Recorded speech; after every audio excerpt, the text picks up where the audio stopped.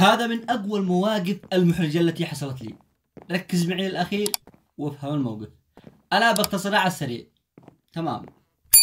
تخيلوا كنت أسهر الليل، تمام، وكان يجي معي دوام الصباح، فكنت بعض الأحيان أكثر الأيام أسير وأنا مواصل.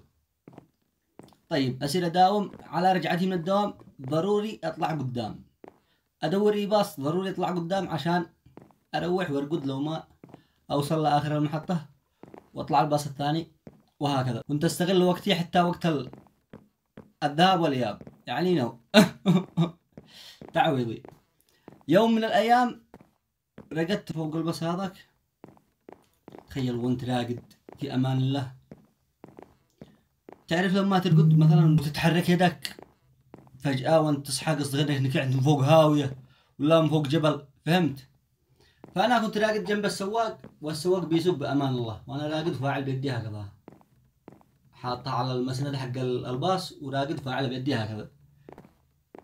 وبعدين نزلت يدي بالغلط وأنا حسبت انقدنا بين الكعب من فوق جبل.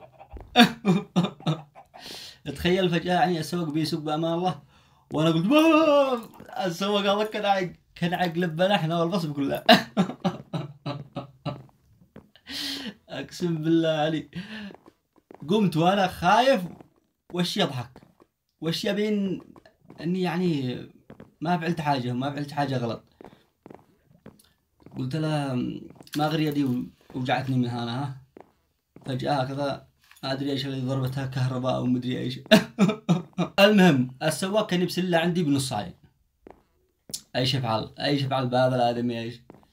وانا خليت نفسي طبيعي، حاولت اهدأ وما اضحكش، والله اني كنت اشتي اضحك، يعني حابس للضحكه باقوى قوتي. السواق هذا بيبسلها عندي بنص عين. قلت يلا الله سوق بس سوق قد ستر الله ما وقع شيء. المهم والله هذا من اشد المواقف الذي حصلت لي. أتمنى أنتم استمتعتوا به وسلامتكم. ولا تنسى الاشتراك وتفعيل الجرس لكل الإشعارات ليصلك الموقف الثاني. ولا تنسى ما تفعل ميزة شكرا إذا كنت خارج اليمن، فعلها وجرب، وألف شكر مقدما.